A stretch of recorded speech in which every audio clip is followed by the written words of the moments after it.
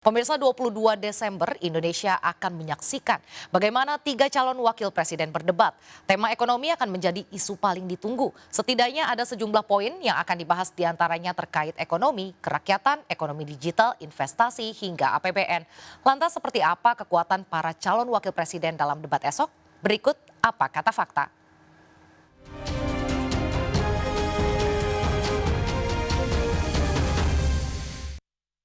Prabowo ini punya ketegasan yang luar biasa. Dua ini sama-sama tidak dijawab. Tunggu dulu, aku mau jawab. Boleh saya selesaikan dulu. Debat kedua menuju Pilpres 2024 akan segera dilaksanakan oleh masing-masing calon wakil presiden. Setiap calonnya tentunya sudah menyiapkan ide dan gagasannya. Lalu, apa kata fakta?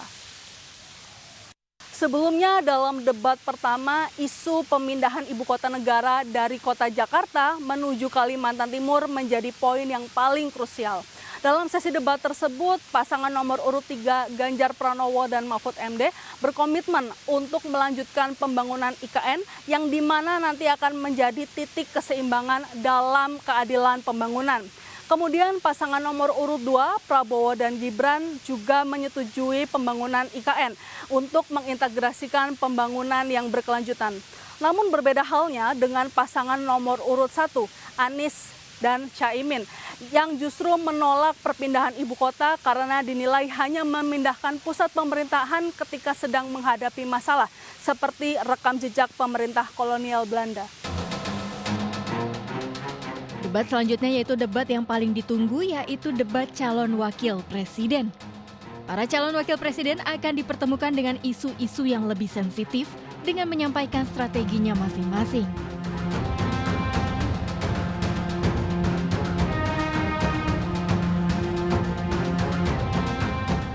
Tema debat kedua yang akan diselenggarakan 22 Desember nanti menjadi debat yang dinantikan publik karena sempat memicu kontroversi, yakni debat calon wakil presiden.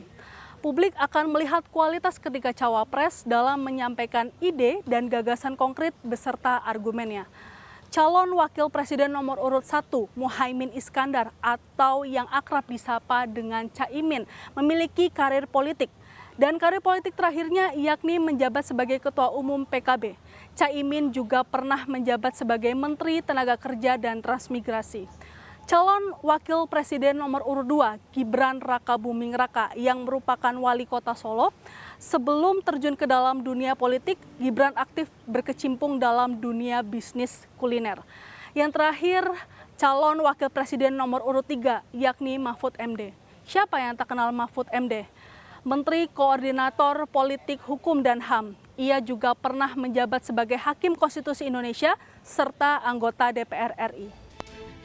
Sosok calon wakil presiden di debat kedua sudah tidak diragukan lagi. Terlebih masing-masing sudah memiliki pengalaman dan kekuatannya sendiri. Ada plus minusnya ya, kalau kita bicara Caimin sebagai cawapresnya Pak Anies Baswedan, tentu bagaimanapun kan beliau ketua umum partai politik dan punya pengalaman panjang di pemerintahan. Kemudian Mas Gibran, meskipun umurnya masih sangat muda, tapi saya kira pengalaman beliau sebagai wali kota Solo ini kan cukup membantu bagaimana menguasai persoalan di lapangan, terutama yang menyangkut isu-isu sentral ekonomi. Kemudian ada Pak Mahfud MD, ya saya kira beliau paling senior dan punya pengalaman panjang di pemerintahan. Saya kira baik Caimin maupun Pak Mahfud ini kan memang punya kelebihan bagaimana menghadapi berbagai forum, ya termasuk forum debat calon wakil presiden yang akan digelar. Saya kira kita tidak meragukan kepiawaian mereka dalam forum debat. Tahap debat selanjutnya yakni debat kedua yang mengusung tema perekonomian Indonesia yang hingga saat ini masih menjadi polemik di masyarakat. Terlebih lagi dengan beberapa kasus yang ada, masyarakat kerap menjadi korban.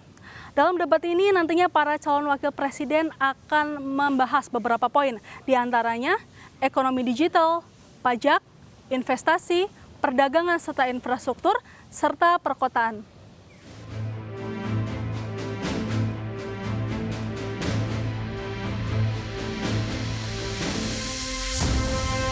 Ya, karena tema-temanya menyangkut soal ekonomi, infrastruktur dan beberapa subtopik terkait dengan ekonomi. Ya, tentu calon wakil presiden memang dituntut untuk bisa menguasai topik-topik yang akan diangkat dalam debat calon wakil presiden.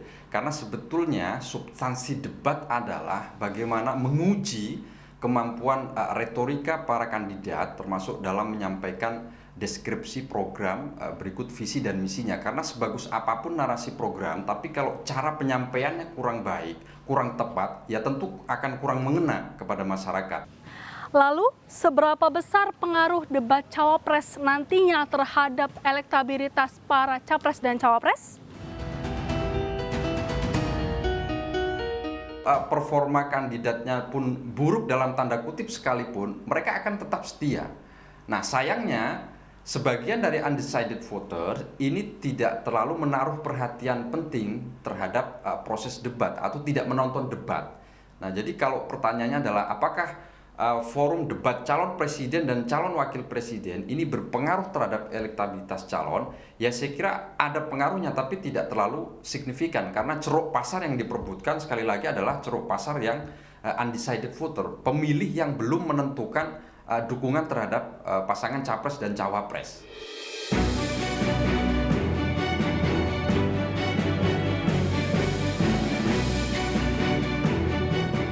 Sejauh ini belum ada yang spesifik memuat larangan dalam debat capres.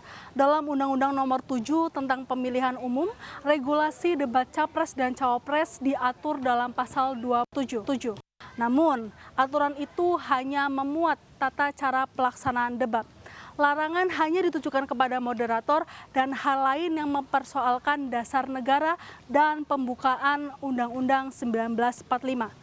Sementara itu, capres dan cawapres hanya dilarang melakukan apa yang dilarang dalam kampanye, seperti menghasut hingga mengadu domba.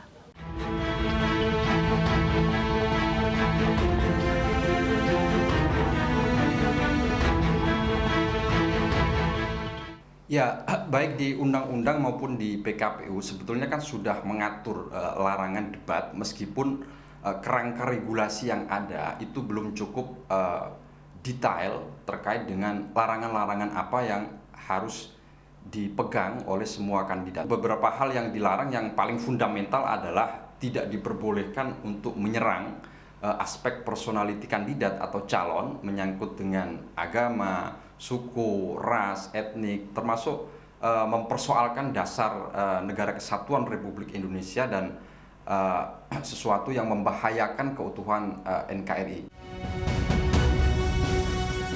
Ide gagasan yang disampaikan akan disaksikan oleh seluruh masyarakat yang nantinya akan menjadi penentu seperti apa calon wakil pemimpin negara Indonesia. Namun tetap, debat capres saat ini dan selanjutnya akan berpengaruh pada pilihan masyarakat. Saya Ismalia beserta juru kamera Raga Firdaus dan Andri Setiawan. Sampai jumpa di Apa Kata Fakta selanjutnya.